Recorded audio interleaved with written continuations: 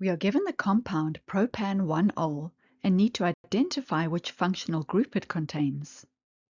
Propan-1-ol is an IUPAC name.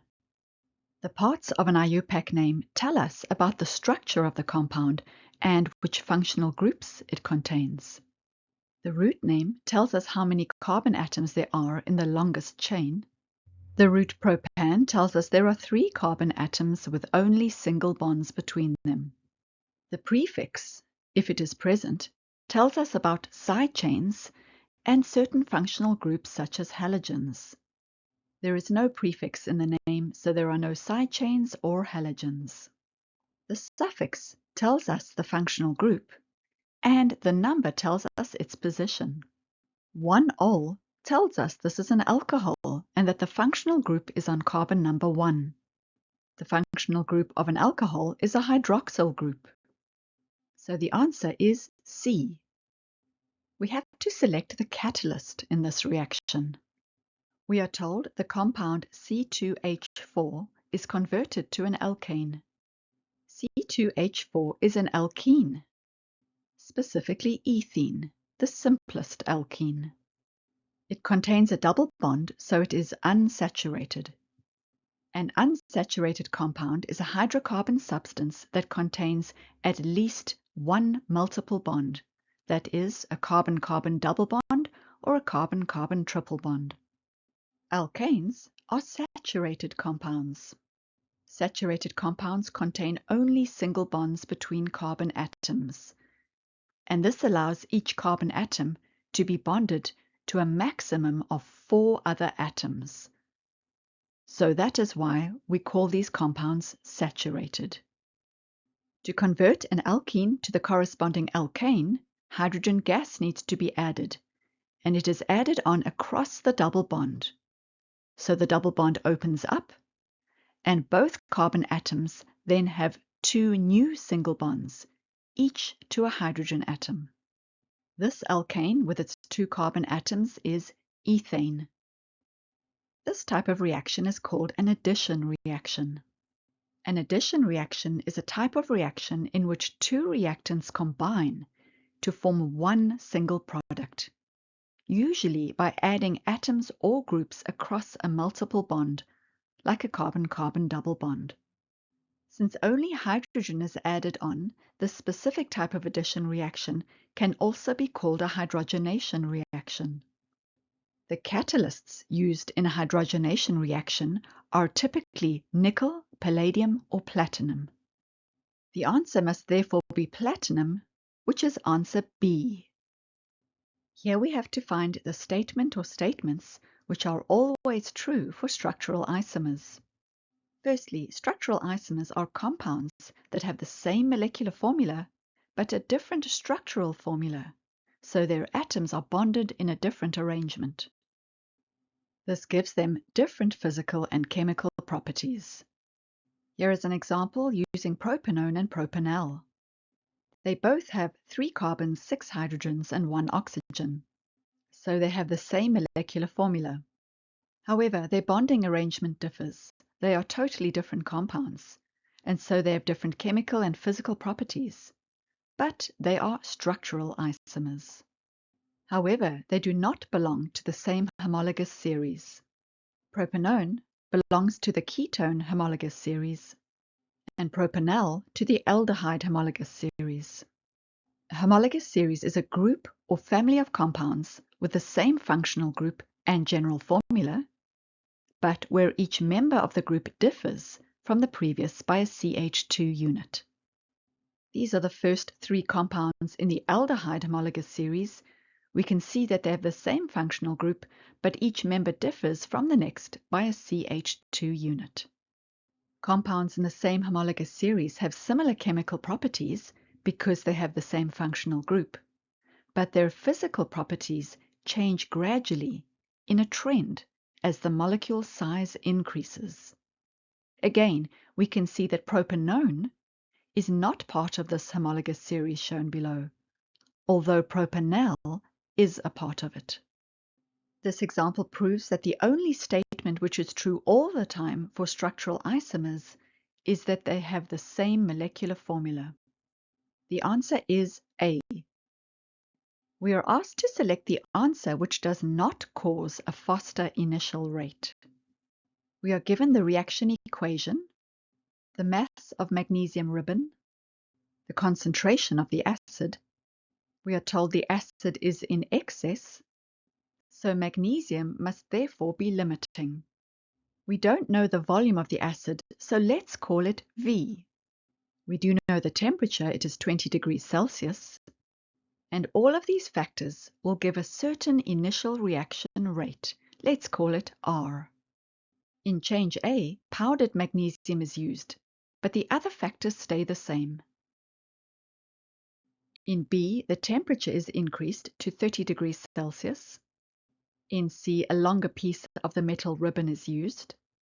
And in D, double the volume of acid is used. The factors which affect the rate of a reaction are the nature of the reactants, or their identity. In this reaction, the reactants are not changing. They are still magnesium and hydrochloric acid.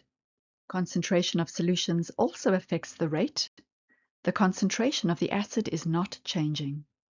Other factors which affect rate are the surface area of a solid reactant, temperature, pressure of gases, although we do not have a gaseous reactant here, and catalysts, and we do not have a catalyst here.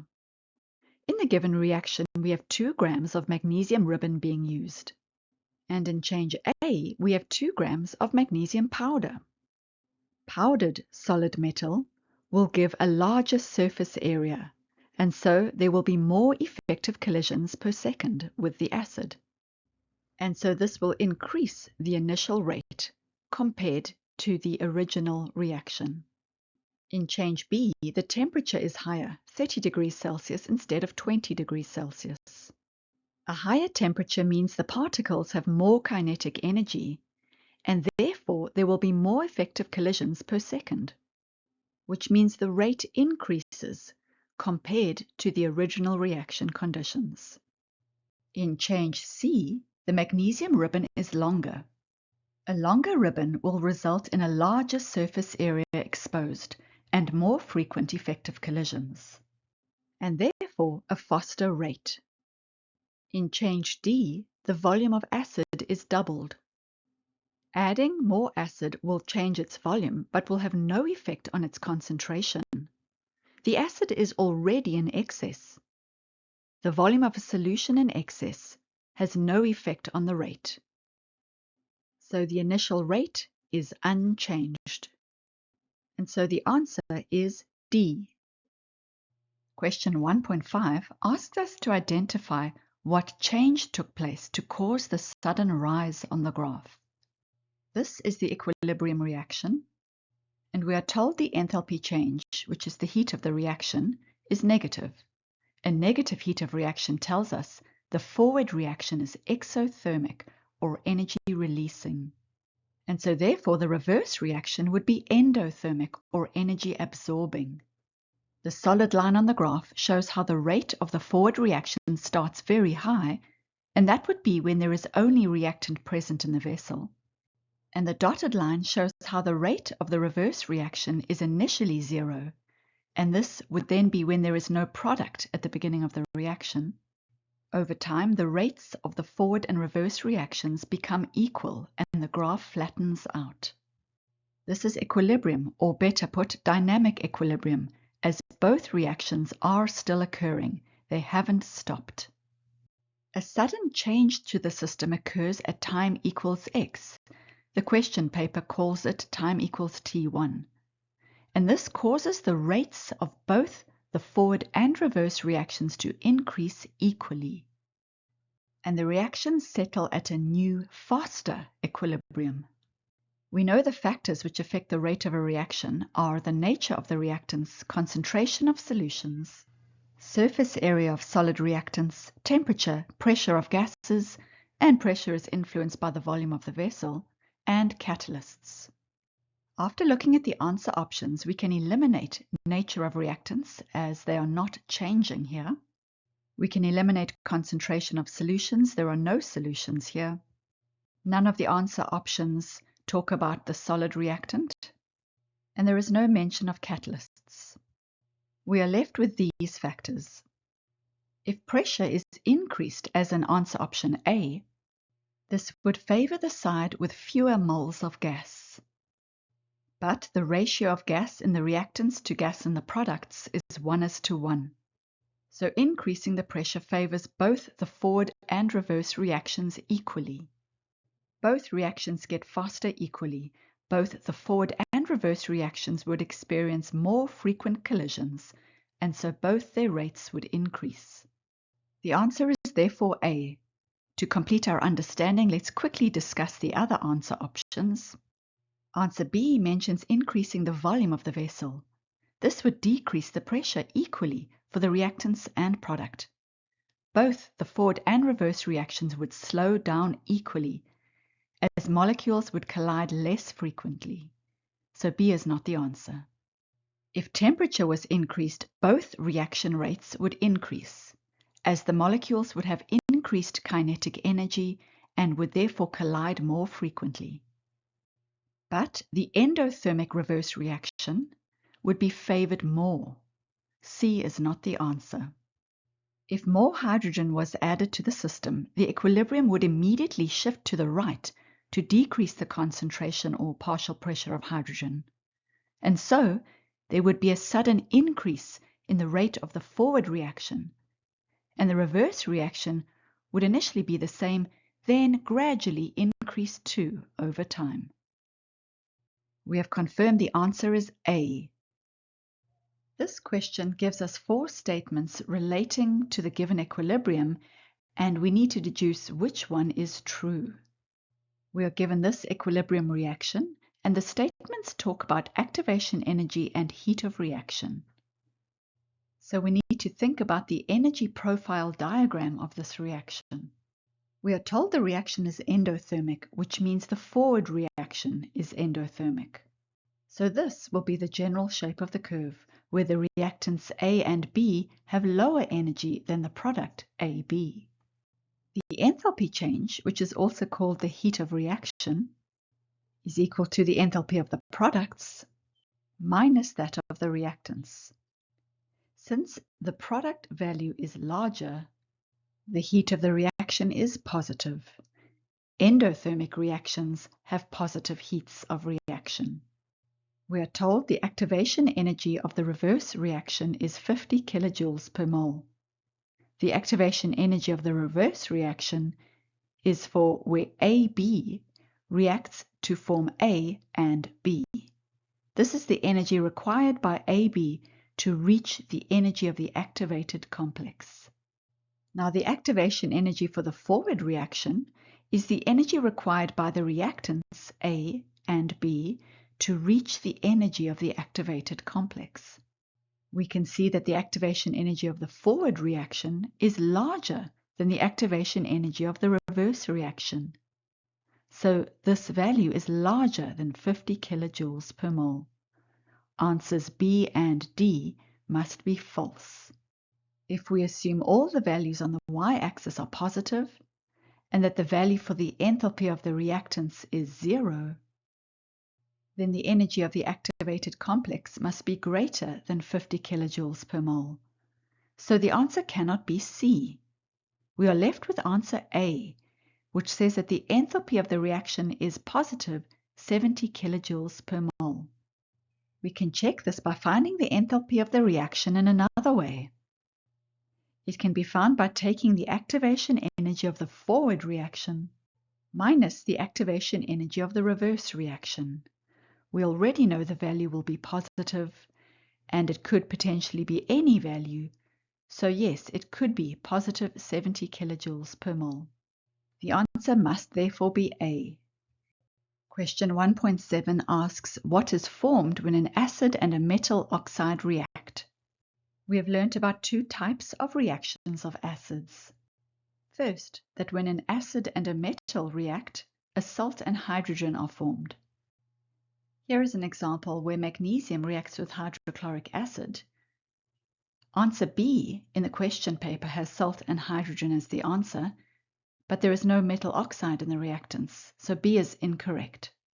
We have learned that an acid can react with a base to form salt and water. This is called a neutralization reaction. Now there are different types of bases: metal hydroxides and metal oxides. Here are some examples. We can see that A must be the answer, as a salt and water are the products when an acid and a metal oxide react. To complete our understanding, here is one more type of acid-base reaction, and that is between an acid and a metal carbonate or a metal hydrogen carbonate. The products are a salt, water, and carbon dioxide. Metal carbonates are considered to be bases because when they dissolve in water, they produce a basic solution. And here is an example. Again, the answer is A. Question 1.8 requires us to rank the solutions from lowest pH to highest pH, and then select the answer which matches. We have 4 aqueous solutions of these compounds, and they are all of equal concentration.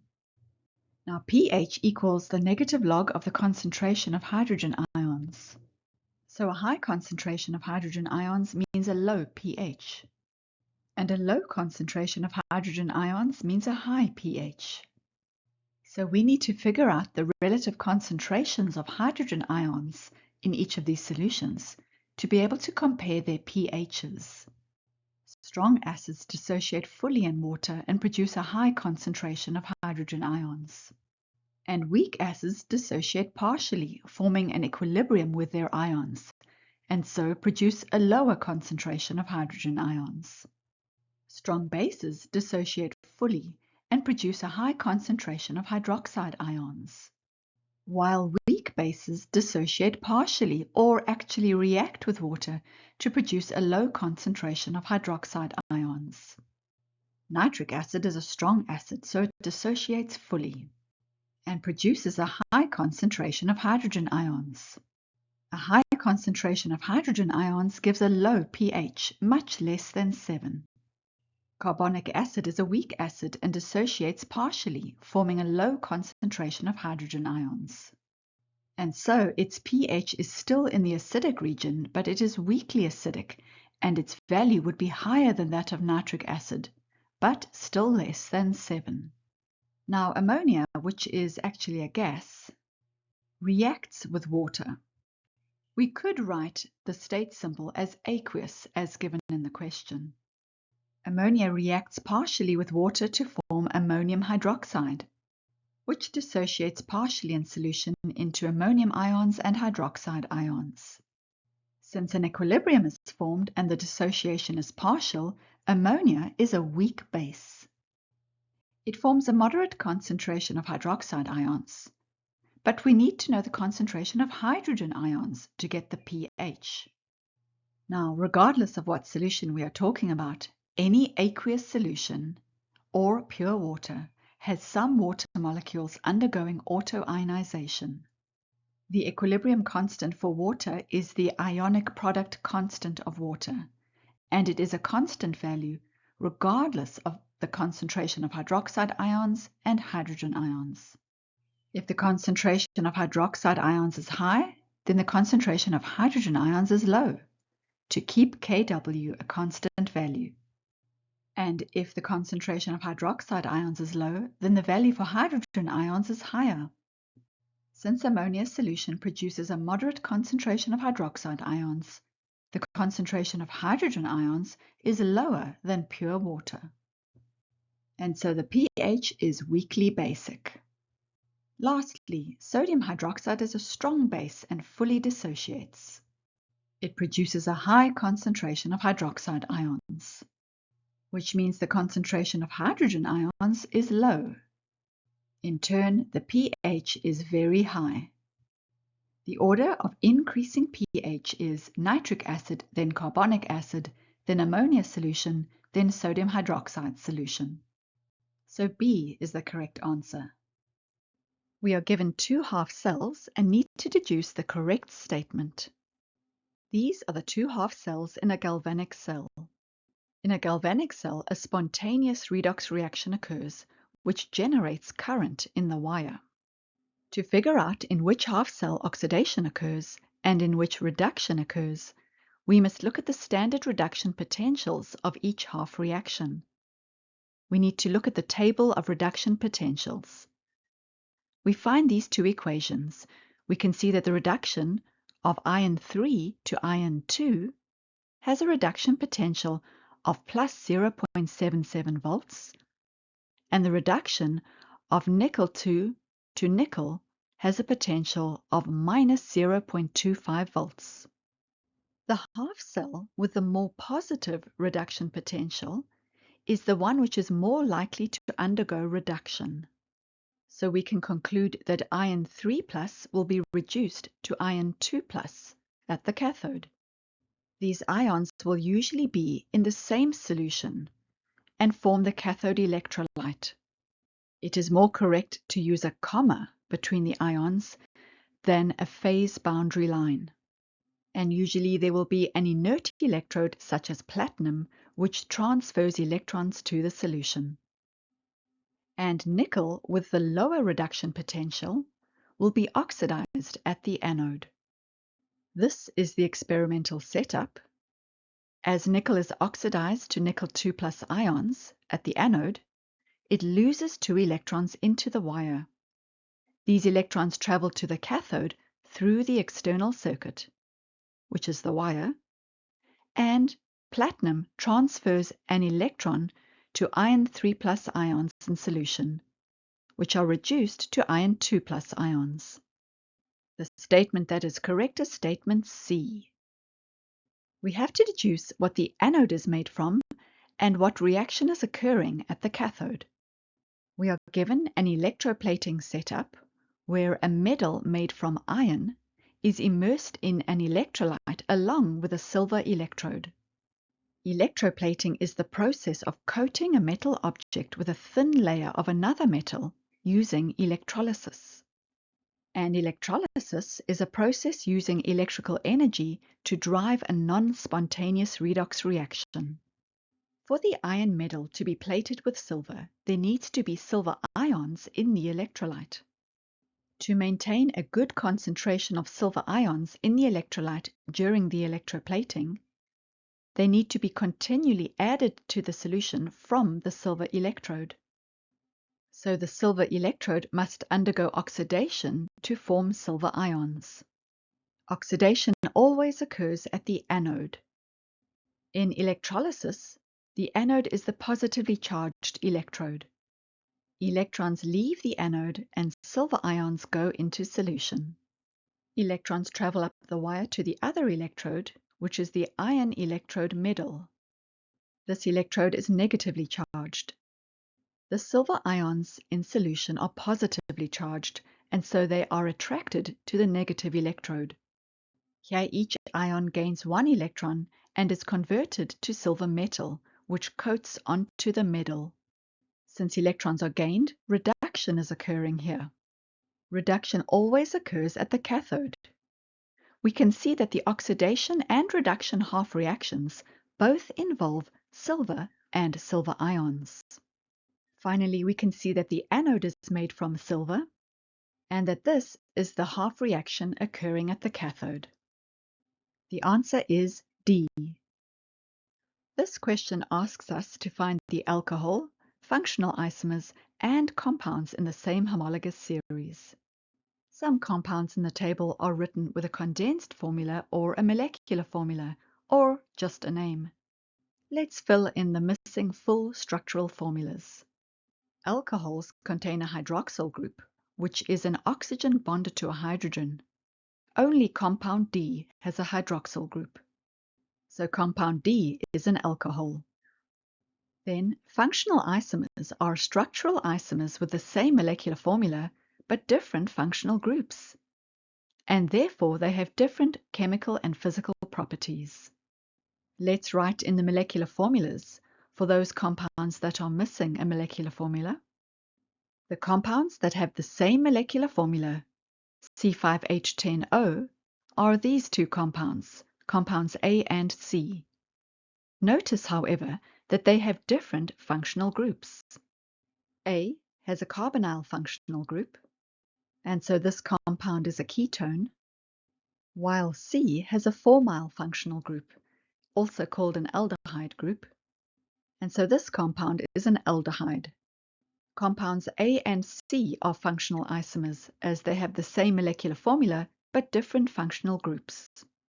Lastly, a homologous series refers to a group of organic compounds with the same functional group and general formula, but where each member in the series differs from the previous by a CH2 unit. Let's look at the functional group in each molecule. Let's investigate the homologous series that each compound belongs to.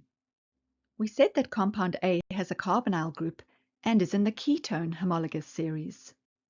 Compound B has halogen atoms and is branched. It is a branched haloalkane. C is an aldehyde, actually a branched aldehyde, with a 4-mile group.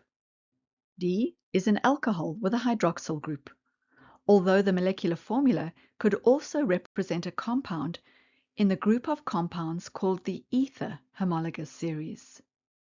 G, which is not truly a full structural formula, as some of it is semi-condensed and written as CH3, this has a carbon-carbon double bond. It is an alkene, and it is unsaturated. But compounds E and F are both saturated compounds since their carbon-carbon bonds are all single bonds and each carbon atom is bonded to a maximum of 4 atoms, and they both belong to the alkane homologous series, as although they lack a functional group, they have the same general formula, CnH2n plus 2. C3H8 is propane. These two compounds are not consecutive members of the alkane homologous series. Instead, butane, which is a 4-carbon alkane, would go in between them. Propane, butane, then pentane. Finally, it is compounds E and F which are in the same homologous series. Here we are asked to find the IUPAC name of each of the 3 compounds and to draw some structural formulas related to compound D.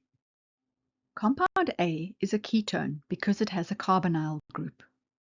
We can first find the longest carbon chain to get the parent name. The longest chain has 4 carbons, so the parent or root name is bute. The suffix indicates carbon-carbon single, double, or triple bonds and any functional group. The backbone is saturated, so we write an, and since the functional group is a carbonyl group, the suffix is -one. Next, we number the chain closest to the end where the functional group is. We have already numbered the chain from the right, closest to the carbonyl. Next, we can give the position of the functional group in the chain in the suffix. Since the carbonyl is on carbon 2, we could write butan 2-one, but a 4-carbon chain ketone can only have its carbonyl on carbon number 2, and so we can just leave out the number 2 here and write butanone. Then we write the substituent names before the parent name in alphabetical order, indicating their position and using prefixes to indicate if there is more than one of the same kind. The only substituent is a methyl group on carbon number 3, so the prefix is 3-methyl. The name of this compound is 3-methylbutanone. For compound B, which is a branched haloalkane, the longest chain is 7 carbon atoms, and so the parent name starts with hept, and since there are no functional groups other than the chlorine atoms, because remember halogens are considered functional groups, the suffix is just -ane. We can number the chain closest to the chlorine atoms to give the lowest numbers for these substituent functional groups. There are 2 chlorine atoms on carbons 2 and 6, so we write 2,6-dichloro. And there are 2 methyl groups, one on carbon number 2 and one on carbon number 5, so we write 2,5-dimethyl.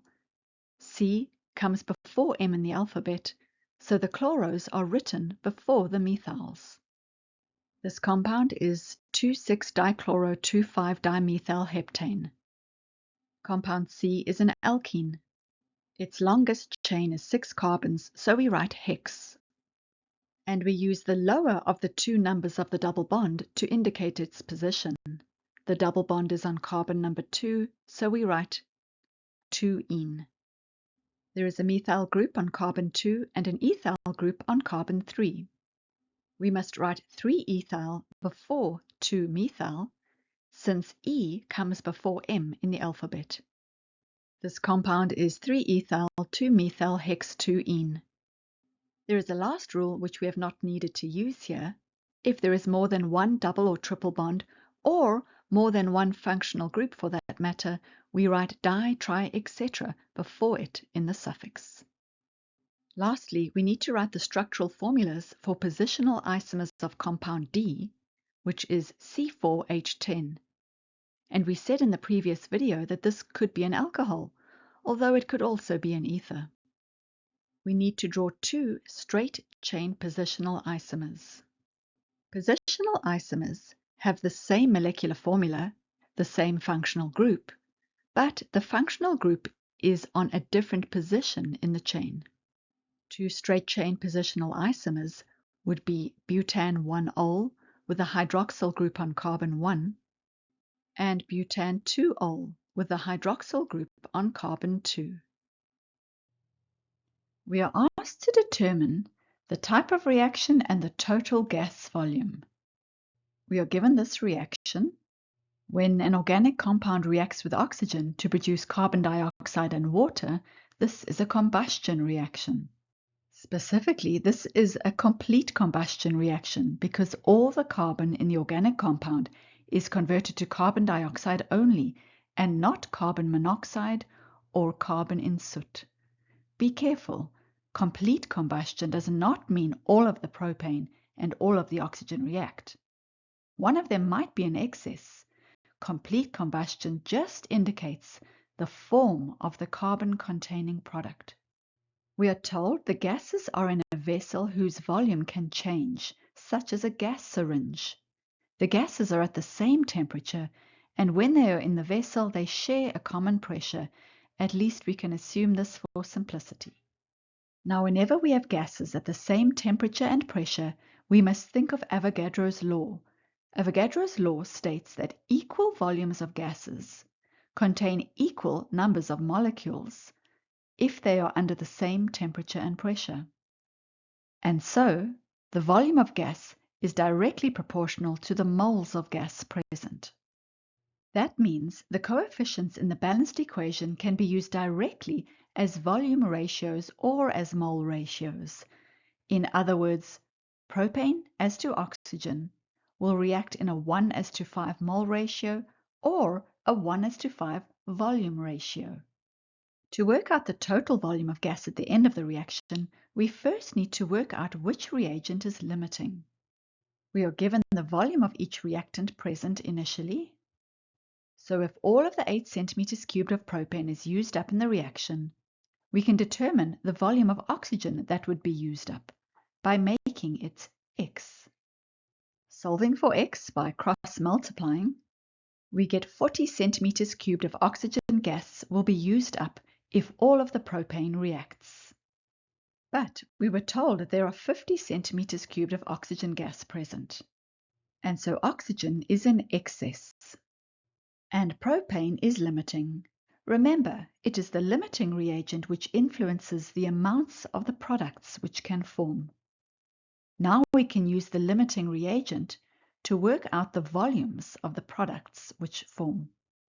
From the stoichiometry, 1 mole of propane produces 3 moles of carbon dioxide and 4 moles of water. So by Avogadro's law, 8 centimeters cubed of propane will produce 3 times 8 centimeters cubed of carbon dioxide and 4 times 8 centimeters cubed of water. At the end of the reaction, there is 24 centimeters cubed of carbon dioxide and 32 centimeters cubed of water. Finally, the total volume of gas left at the end of the reaction is the sum of the volumes of each gas present, which is 0 for propane as it is all used up. 10 centimeters cubed of oxygen gas was left unreacted, and 24 and 32 centimeters cubed of the products form respectively. So the total volume of gases left at the end of the reaction is 66 centimeters cubed. Here we are asked several questions about two compounds. We are told the two compounds, which we have called compounds 1 and 2, belong to different homologous series and both have the same molecular formula, C4H8O2. First, we need to give a definition of homologous series. This is a family of organic compounds with the same functional group and same general formula, but where each member in the group differs from the next by a CH2 unit. Next, we need to identify two homologous series that these compounds could belong to. Well, the molecular formula for each, which is the same, has this general formula, CnH2nO2. Carboxylic acids and esters both have this same general formula. Next, we are given the vapor pressure of each compound. Vapor pressure is the pressure exerted by a gas which is in equilibrium with its liquid in a closed system at a fixed temperature. We need to identify the structural formula of the first compound from its vapor pressure. We know one of the compounds is a carboxylic acid and the other is an ester. Compound 1 has a low vapor pressure, and this means that lots of energy is required to overcome the forces of attraction between the molecules. So the forces between molecules of compound 1 must be strong. Compound 2 has a high vapor pressure, which means that little energy is required to overcome the forces of attraction between molecules. So the intermolecular forces are weak. We can say that vapor pressure depends on the strength of the intermolecular forces of attraction. Now this is the general structure of carboxylic acids, and this is the general structure of esters. In the carboxylic acid, a highly electronegative oxygen atom is bonded directly to a hydrogen atom, and this results in the electron density being pulled more towards the oxygen, forming a delta negative oxygen and a delta positive hydrogen.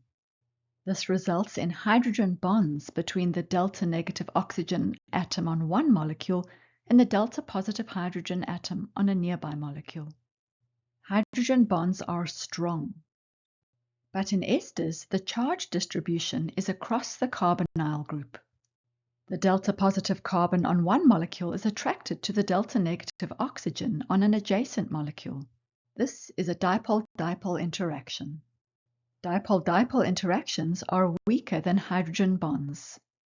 Now that we know the relative strengths of the intermolecular forces, we can identify that compound 1 with a stronger intermolecular force must have hydrogen bonds, and so must be the carboxylic acid. And compound 2 with the weaker intermolecular force, which must be dipole-dipole forces, must be the ester. So the structural formula of compound 1 is the structure of the carboxylic acid, and we know it has 4 carbon atoms, so it must be butanoic acid. Then we must give the name of the second compound. We know it is an ester with 4 carbon atoms, and there are a few possible options. Methyl propanoate, or ethyl ethanoate, or propyl methanoate.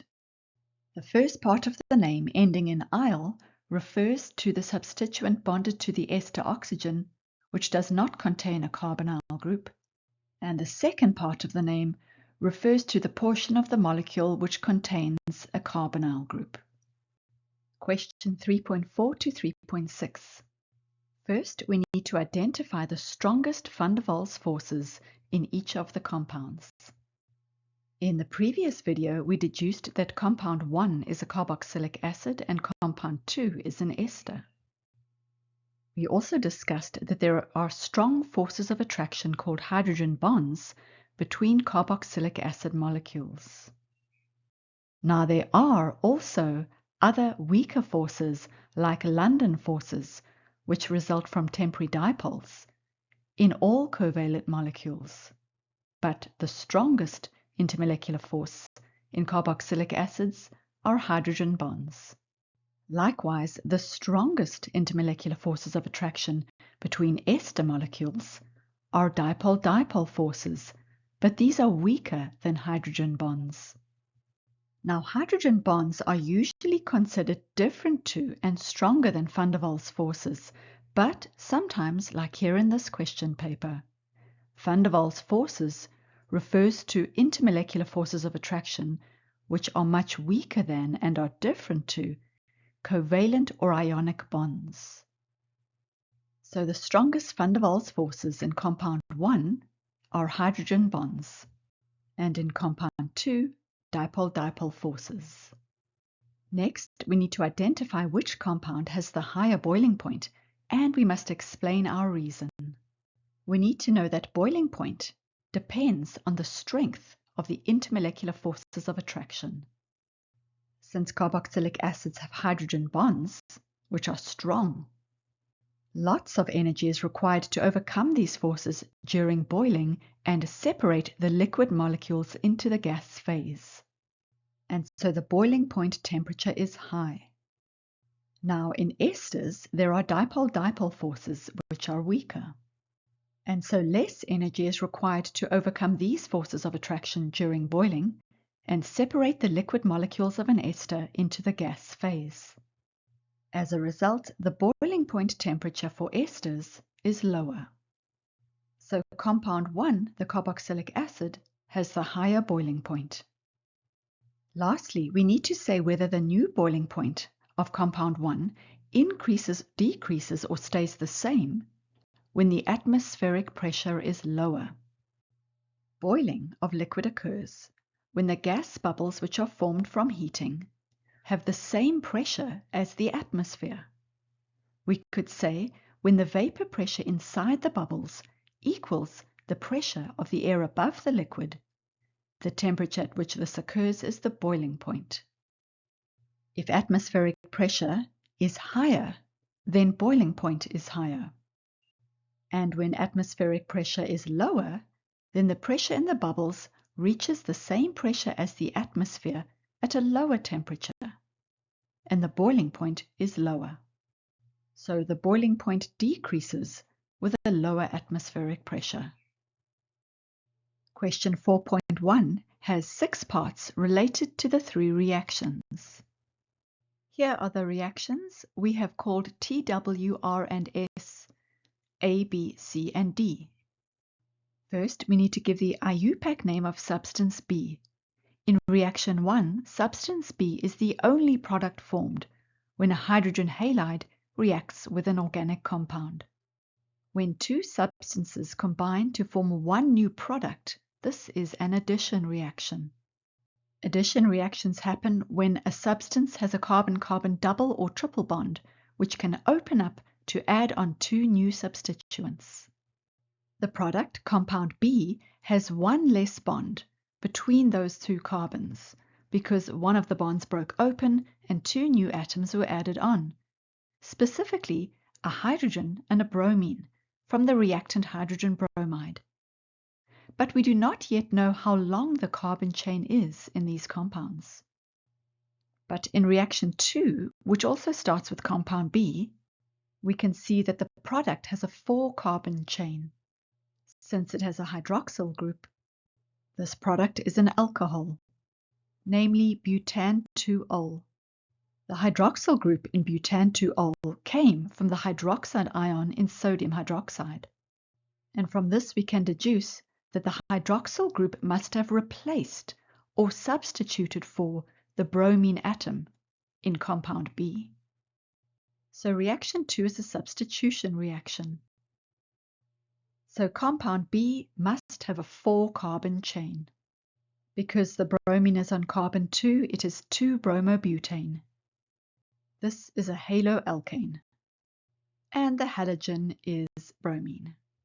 Next, we need the name or formula of compound C. Since bromine was replaced by a hydroxyl group, it would have formed sodium bromide in solution. Next, we need to use 2 names to describe the type of reaction happening in reaction 1. We have already said this reaction is an addition reaction. And working backwards, we can deduce that the reactant would have been a 4-carbon alkene since it produced a 4-carbon alkane. Now, substance A is more likely to be butene instead of but1ene, since but2ene is symmetrical, and so will only form one structural product, that is 2-bromobutane. If substance A was but1ene, it would form 2-bromobutane and 1-bromobutane. Let's fill in the structure of substance A in reaction 3 because it also appears there. Now we still need a second name for the type of reaction in reaction 1. Since a hydrogen and a halogen are added, this reaction can also be called a hydrohalogenation reaction. Next, we need the name or formula of substance D. We can see that in reaction 3, a hydroxyl group and a hydrogen are lost, forming water. We could instead say water was eliminated. As a result, a double bond is formed.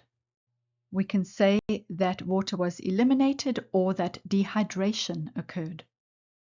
Now, concentrated sulfuric acid is a dehydrating acid and is able to remove water from a molecule. Then we need the structural formula of compound A, which we have already seen is this structure here, but2ene. Lastly, we are told that 2-bromobutane can form but2ene in one step, and we need to know the reaction conditions or reagents to do this. Treating a haloalkane with a concentrated strong base, such as concentrated sodium hydroxide, forms an alkene. The base removes or eliminates a hydrogen and a halogen. This is a type of elimination called a dehydrohalogenation. In question 4.2, we are given a cracking reaction and a few questions related to it. This is the reaction. The reactant is decane and alkane. It is undergoing cracking and is broken into 2 molecules of compound Q and C4H10. Both products are gases. C4H10 has the general form CnH2n plus 2, where n equals 4, and so we know we are dealing with an alkane. This is its full structure, and so we have butane. We need to define cracking. Cracking is a type of reaction under high temperature and pressure where a large hydrocarbon molecule is broken down into smaller, more useful ones, usually an alkane and an alkene. Before we go on to the next part of the question, let's figure out what compound Q is. We start with 10 carbons and 22 hydrogens in decane, and when it is broken apart, it loses a butane, C4H10. What is left are 6 carbons and 12 hydrogens. But the equation tells us there are 2 molecules of compound Q, and so we need to divide C6H12 by 2, which gives us C3H6. This is the formula of compound Q. It has the general form CnH2n, where n is 3, and so we can deduce that compound Q is an alkene. Now a 3-carbon, 6-hydrogen alkene is propene. Next, we are told this mixture is bubbled through bromine water. Bromine water contains dissolved molecules of Br2. And we need to give the observation. Bromine molecules in bromine water make the solution an orange-brown color. Now both propene and butane in the mixture of gases could potentially react with the bromine in bromine water. If butane were to react, it could only undergo substitution, as alkanes are saturated, and so, in the presence of halogens, undergo substitution. However, this would only occur if there was enough energy supplied, because alkanes are very stable and resist many reactions. UV light would supply enough energy for a substitution to occur. Substitutions are generally slow. But the question says that the room is dark, so there is no UV light from the sun, so the alkane will not react with the bromine water, or at the very least, we could say it would react very, very slowly.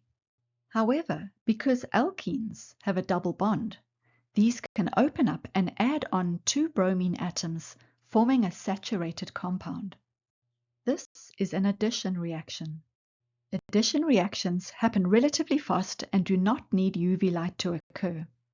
The product, which in this case is 1,2-dibromopropane, is colorless. So the observation will be that the color of the orange-brown solution fades as the reaction proceeds and the bromine molecules in bromine water are added onto propene to form a colorless product. Next, we must give the structural formula of compound Q. Here it is. We already deduced that the compound is propene. Finally, we must say which reaction is faster. We have seen that propene, which is compound Q, will react faster than butane, as it is unsaturated and so is more reactive, and can readily undergo addition reactions by opening up its double bond. Question 5.1 and 5.2. We are first asked to define reaction rate. This is the change in a quantity of a reactant or product, either concentration, moles, volume, mass, over the change in time. Next, we are given a reaction between carbon monoxide and oxygen to form carbon dioxide, and are told that these three gases are in a sealed container. We are given a graph which shows how the concentration of oxygen gas changes over time. We can see that at the start of the reaction, when time equals 0, the concentration of oxygen gas is at its highest, and over time it decreases as it is used up to form the product. Eventually, its concentration levels off. Now, from the definition, one way to write the rate of the reaction is in terms of the concentration of oxygen gas. We could say that the rate of the reaction is equal to the change in concentration of oxygen over the change in time. We are asked to compare the rate of the reaction at 10 seconds and 30 seconds. Now, the gradient or slope of a concentration time graph is the rate of the reaction. The change in y is the change in concentration of oxygen gas, and the change in x is the change in time. So if we find the gradient of a tangent to the curve at time equals 10 seconds, and the gradient of a tangent to the curve at time equals 30 seconds, we can compare the rates at these two times. We can see that at 10 seconds the gradient is steeper, and this indicates a faster reaction rate, while at 30 seconds the gradient is shallower, and this indicates a slower reaction rate. So the higher rate is at 10 seconds. This makes sense, as the reaction is faster nearer the beginning, when there is more of each reactant, and so there are more effective collisions per second. Next, we are told that the reaction vessel is 3 decimeters cubed in volume, and we need to calculate the average rate of the reaction in the first 10 seconds in moles per second. The average rate in the first 10 seconds is found by taking a point at time equals 0 and a point at time equals 10 seconds, and then finding the gradient of a straight line between these 2 points. So we need to find the change in y over the change in x, which we said earlier is the change in the concentration of oxygen over the change in time. Reading off the graph, we can find the y and x value of each of those 2 points, and solving, we get 0.012 moles per decimeter cube per second. Now this is the rate at which oxygen gas is used up in moles per decimeter cubed per second. But we want the rate in moles per second, and not for oxygen but for carbon dioxide.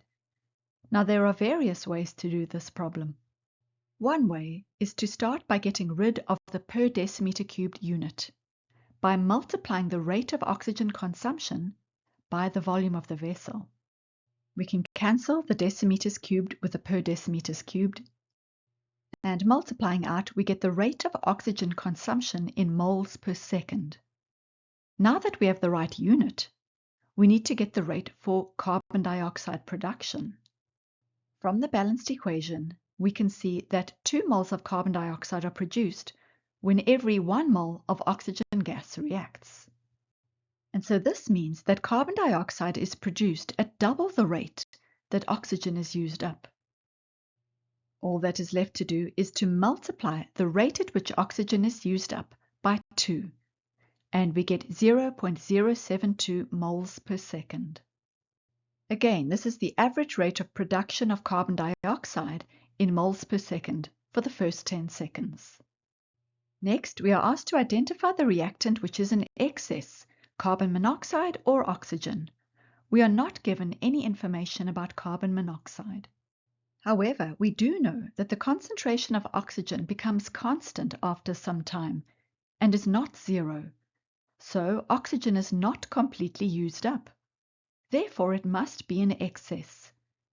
Remember, if oxygen was the limiting reagent, it would all be used up.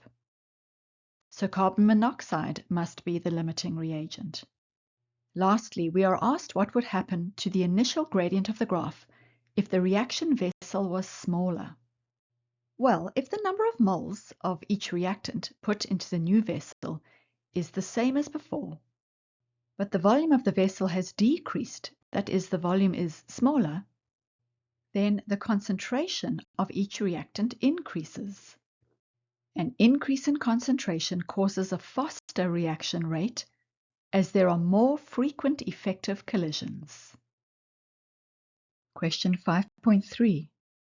We are given a reversible reaction, and in the first question we are asked about the energy change during the reverse reaction, whether the net change was a release or an absorption of energy. We are given the heat of reaction, delta H. And remember, when the heat of reaction is written next to a chemical equation, it is referring to the forward reaction. Since the heat of reaction is negative, this means that the energy of the reactants is greater than the energy of the products. And so, in the forward reaction, there is a net release of heat energy. So the forward reaction is exothermic. Automatically, this means the reverse reaction must be endothermic or energy absorbing. So energy is absorbed in the reverse reaction. Then we are asked to define an activated complex. An activated complex is a high energy and unstable transition state which forms while the reactants are changing into products. The next question tells us that a catalyst is added to this reaction system, namely vanadium pentoxide, and we need to explain how it speeds up the reaction. Catalysts enable a reaction to occur by a different pathway or mechanism, and this different pathway has a lower activation energy. So, if a reaction has no catalyst present, the activation energy is higher, and with a catalyst, the activation energy is lower. A lower activation energy means more particles possess enough kinetic energy to react when they collide. In other words, more particles have an energy greater or equal to the activation energy of the reaction. And so more particles can undergo effective collisions per unit time. And this means the rate is faster. We are then told that more sulfur dioxide is added to the reaction vessel, and we need to say what happens to the heat of reaction. We need to know that delta H depends only on the energies of the reactants and products, and not on their amounts or concentrations. When more SO2 is added, its concentration and pressure increases. The equilibrium shifts to the right and favors the forward reaction, according to Le Chatelier's principle, and more SO3 is produced. Now, although more heat is released overall because more reaction occurs, the heat released per mole of reaction, which is the value of delta H, remains the same. Delta H would only change if the reactants or products change, or if the temperature changes. So delta H remains the same. Finally, we need to redraw the given Maxwell-Boltzmann curve, and we must draw a new one showing how it changes when SO2 is added. We need to know that because the temperature remains constant, the shape of the curve does not change. In other words, the peak does not shift to the right or the left.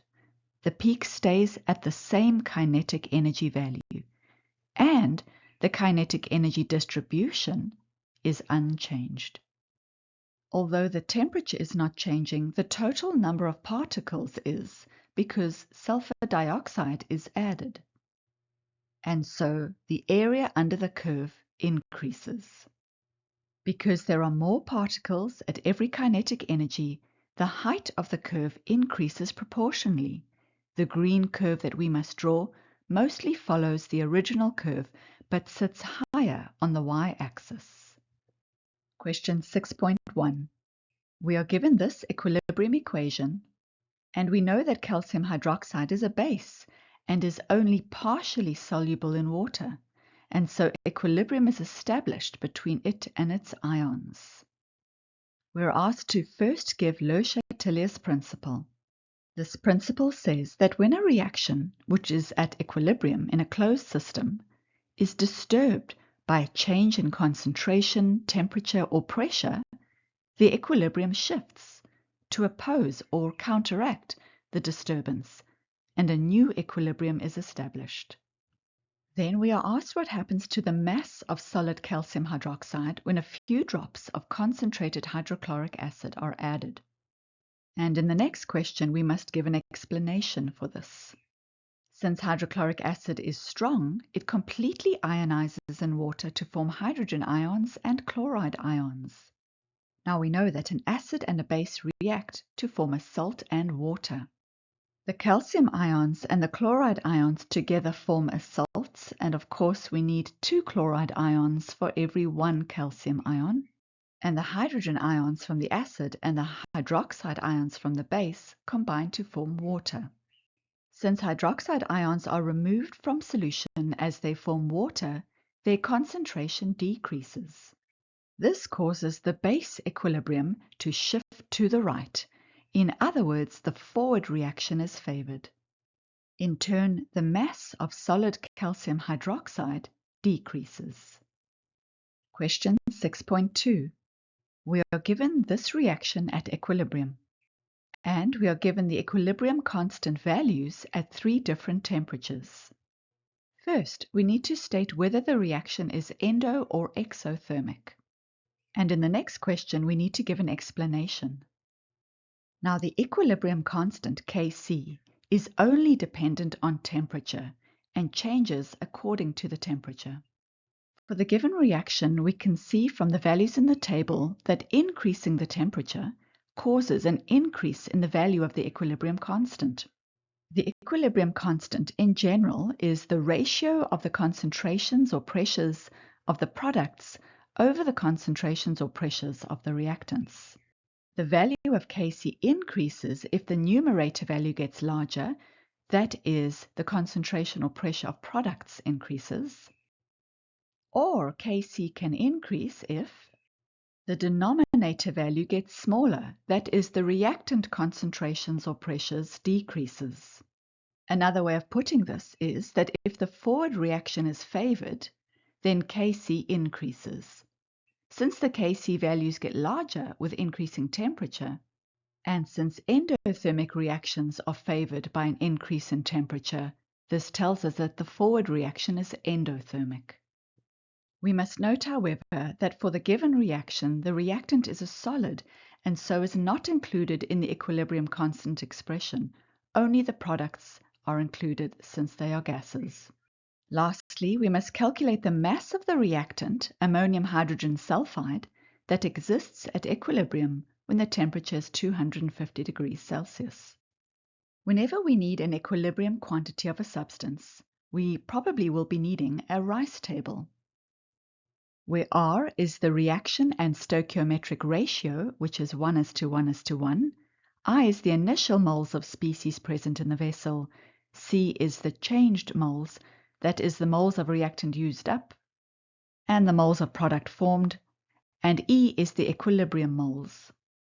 We are told at the beginning of the question that the volume of the vessel is 3 decimeters cubed, and that the mass of the reactant put into the vessel was 70 grams. We can convert this mass of the reactant to an initial mole value by dividing its mass by its molar mass. And we need information from the periodic table to calculate the molar mass. We get 1.37 moles of reactant present in the vessel initially. We can fill this value in on the table, and initially there are 0 moles of each product present. Then the reaction starts. We don't know how many moles of reactant are used up, but we can call it X moles, and we put a minus sign in front as it is used up. Then, since the ratio of reactant to each product is 1:1, we can say that X moles of each product form, and they will have plus signs since they are forming. So at equilibrium, the moles of reactant present is the moles initially minus the moles used up, so we get 1.37 minus X. And the moles of each product at equilibrium will be the moles of each formed, which is X. We now have the moles of the reactant present at equilibrium in terms of X, but we want the mass present at equilibrium. So we first need to solve for X to get an actual mole value at equilibrium, and then we can convert that mole value to a mass value. We can take the equilibrium constant expression and substitute the equilibrium constant value at 250 degrees Celsius, which is 18 times 10 to the minus 2. And then, using the formula concentration as moles divided by volume, we can put in the concentration of each product. And how we do this is we take its moles, which is X, divided by the volume of the vessel, which is 3 decimeters cubed, for each product. Simplifying and solving for X, we get 1.27 moles of each product present at equilibrium. But we want the moles of reactant present at equilibrium, and so we take its value in terms of X, substitute the value of X, and we get 0.1 moles of reactant present at equilibrium. Then the mass of the reactant at equilibrium is its moles times its molar mass, which gives 5.01 grams of ammonium hydrogen sulfide at equilibrium at 250 degrees Celsius. Question 7.1. We are given 3 equations. In each, the first substance reacts with water to form hydronium ions and an anion, which is a negatively charged ion. Each equation has this general form. We are also given Ka values for each. Ka is the ionization or acid dissociation constant. This constant is similar to an equilibrium constant and is derived in the same way. The value shows the ratio of the concentration of the products in the numerator, that is the concentration of hydronium ions and anions, to the concentration of the reactant in the denominator. Water is not included as its concentration is essentially constant. Each of the starting substances are weak acids, and we can deduce this since we are given Ka values. Ka values are for weak acids dissociating. A weak acid dissociates only partially into ions when dissolved in water. The equilibrium arrows tell us that the dissociation is partial and not complete. For the first question, we need to identify which of these 2 acids encircled in orange is stronger, and we must explain. Now we know that the magnitude of Ka indicates how strong a weak acid is. In other words, the degree to which it dissociates into ions. A large Ka value, like the one in the first equation, indicates a strong or stronger acid. In other words, there is more dissociation and a higher concentration of product ions compared to a small Ka value, like the one in the third equation. A small Ka value indicates a weaker acid. In other words, there is less dissociation and a lower concentration of product ions. So the stronger acid of the 2 encircled in orange is H2PO4-. We know it is a stronger acid because it has a larger Ka value than the HPO4 2- ion. Next, we must identify the conjugate base of the H2PO4- ion, and we must write down its formula. In Bronsted-Lowry theory, an acid is a hydrogen ion donor and a base is a hydrogen ion acceptor. An acid differs from its conjugate base by a hydrogen ion. So to answer this question, we need to find the equation where the H2PO4- ion is acting as an acid, and this is in equation 2. In this equation, it donates a hydrogen ion to water and acts as an acid, and the anion which forms, the HPO42- ion, is the conjugate base because it differs by one hydrogen ion. Next, we need to identify the ampholyte in the three reactions. An ampholyte is a substance which can donate a hydrogen ion and act as an acid, or accept a hydrogen ion and act as a base. We have already seen that in the second equation, H2PO4- loses or donates a hydrogen ion to water and acts as an acid. And in the first equation, specifically the reverse reaction of the first equation, shows that it can accept a hydrogen ion from the hydronium ion to reform phosphoric acid, thereby acting as a base. Likewise, in the third equation, HPO42- can donate a hydrogen ion to water and act as an acid, while in the second equation, specifically the reverse reaction of the second equation, it can accept a hydrogen ion from the hydronium ion, and so it acts like a base, and it reforms the H2PO4- ion. So either answer is acceptable. Both H2PO4- and HPO42- are ampholytes. Next, we are told that sodium hydrogen phosphate is added to water and it dissolves. This would be the chemical reaction occurring. Sodium ions and HPO42- ions would form. And we are asked if the solution which results is acidic or basic. And we must explain with an equation. Now we have already seen that HPO42- is an ampholyte and it can act as an acid or a base. In the third equation, we saw that it can act as an acid as it donates a hydrogen ion to water and forms hydronium ions. But notice that the Ka value for this equation is extremely small, and so although this reaction does happen in water, it hardly happens. HPO42- does not readily lose a hydrogen ion. It does not readily or easily act as an acid. Instead, since it is an ampholyte, it is much more likely to act as a base when it reacts with water and gain hydrogen ions from the water. Water will act as the acid. And hydroxide ions form, making the solution basic. Question 7.2. We are given an equation showing how solid barium hydroxide dissolves in water into its ions.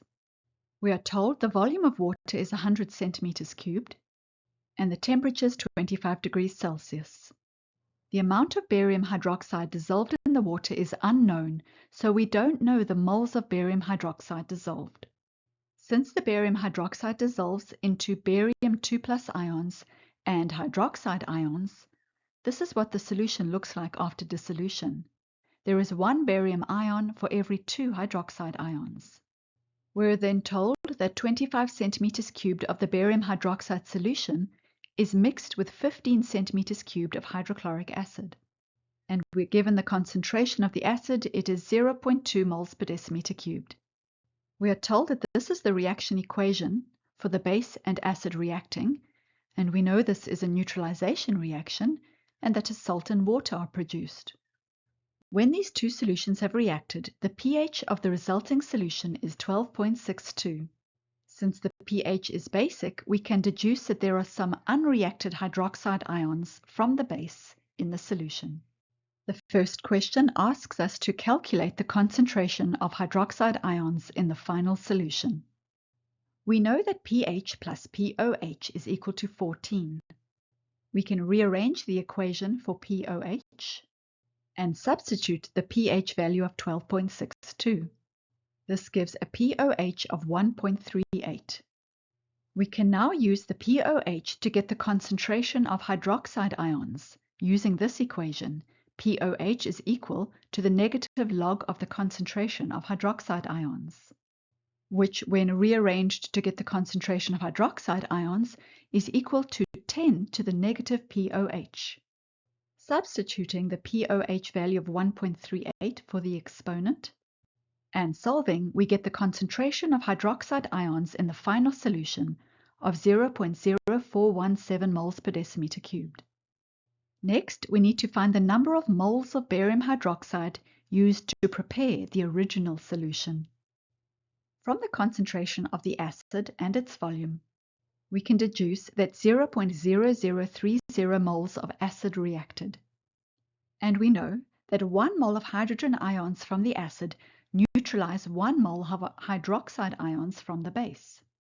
So if 0.0030 moles of hydrogen ions from the acid reacted, then the same number of moles of hydroxide ions from the base reacted. But after these reacted, there were still hydroxide ions in the flask. So the moles of excess hydroxide ions is its final concentration times the volume it is in. And the final volume is the sum of the volume of the acid and base, which reacted together. Solving, we get the excess moles of hydroxide ions, which is 0.00167 moles.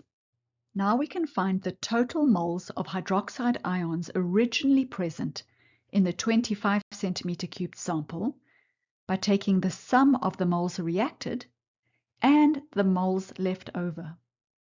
And we get 0.00467 moles of hydroxide ions in the 25 centimeter cubed sample. Then, since 1 mole of barium hydroxide produces double the moles of hydroxide ions, we can halve the mole value to get the moles of barium hydroxide in the 25 centimeter cubed sample. And this value is 0.00233 moles of barium hydroxide in the 25 centimeter cubed sample. All that is left to do is to multiply this value by 4 to get the moles of barium hydroxide in the original 100 centimeter cubed solution. Doing this, we get 0.00934 moles of barium hydroxide dissolved initially in the 100 centimeters cubed of water. Question 8. The cell that is shown in the diagram is a galvanic cell.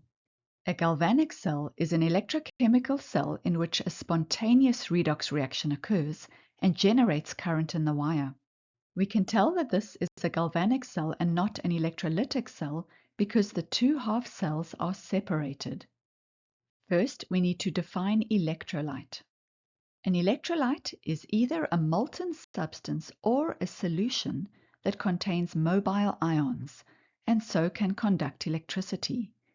We can see in one half cell there are aluminium 3+ ions in the electrolyte, and in the other half cell there are zinc 2+ ions in the electrolyte.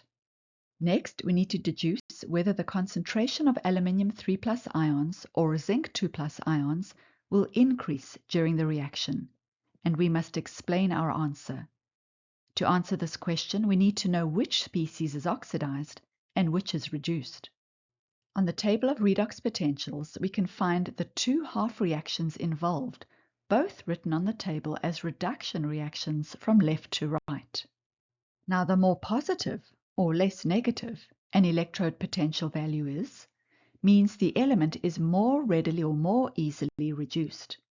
So zinc 2+ ions will be reduced to zinc metal and will come out of solution, and their concentration will decrease over time.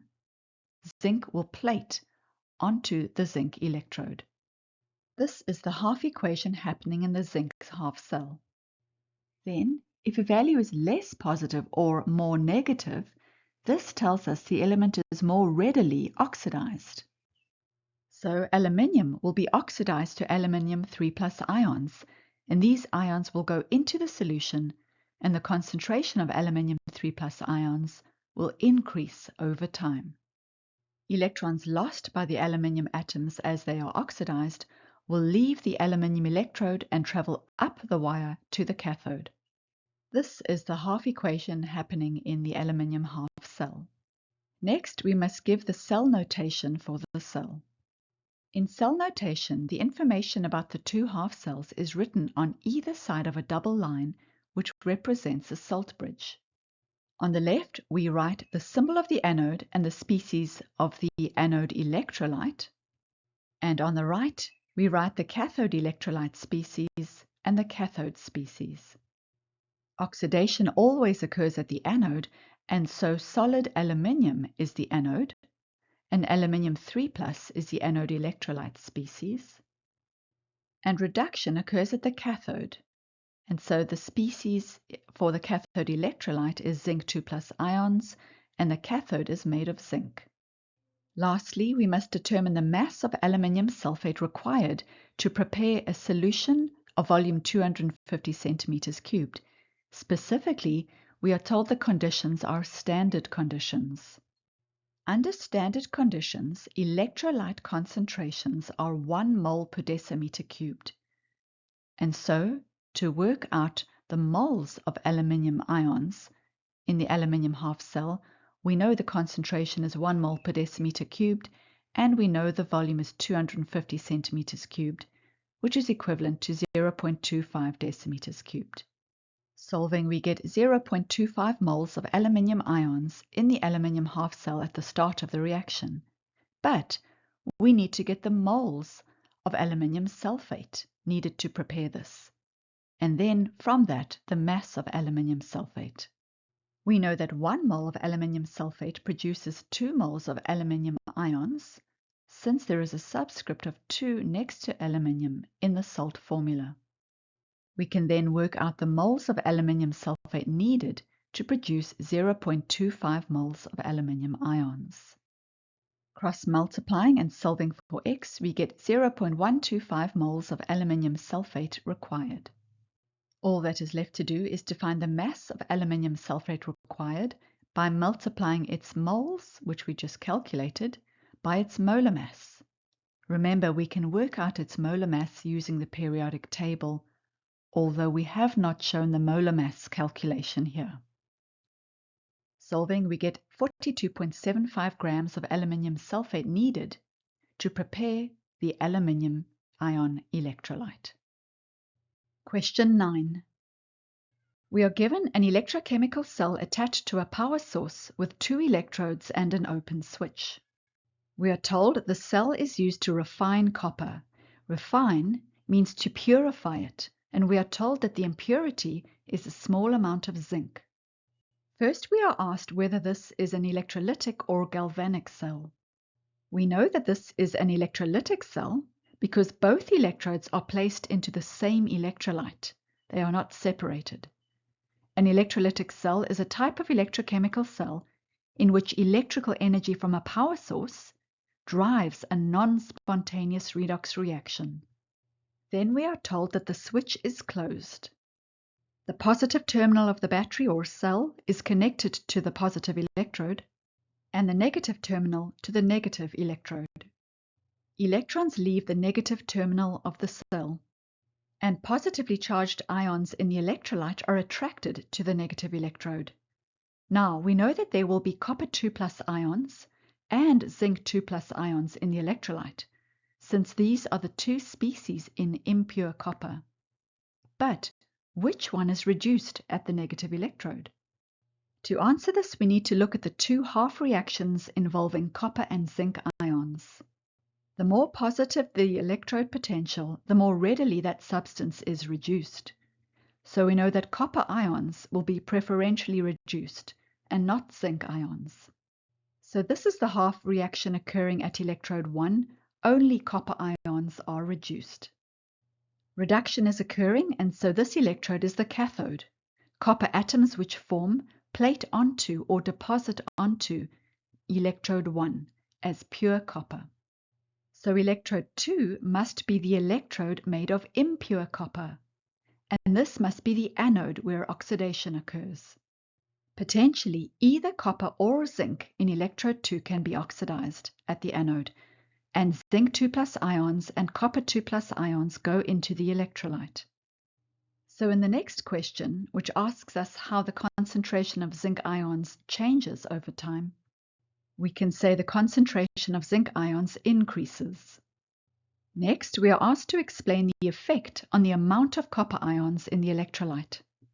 Since copper is more readily reduced, this means it is a stronger oxidizing agent than zinc.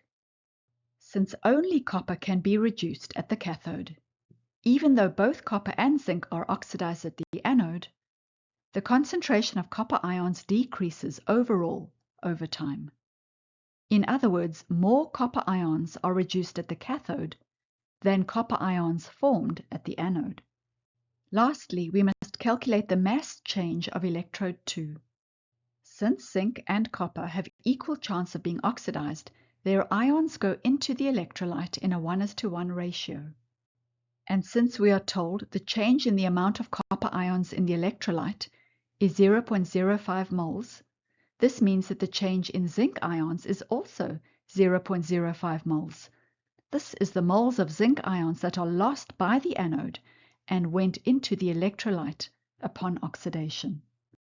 So the mass of zinc lost by the anode is the moles lost by the anode times the molar mass, which is equal to 3.25 grams. But copper is also lost by the anode. Specifically, the mass lost is the moles lost times the molar mass. The moles lost is the difference in the moles plated onto the cathode and the overall change in the moles in the electrolyte.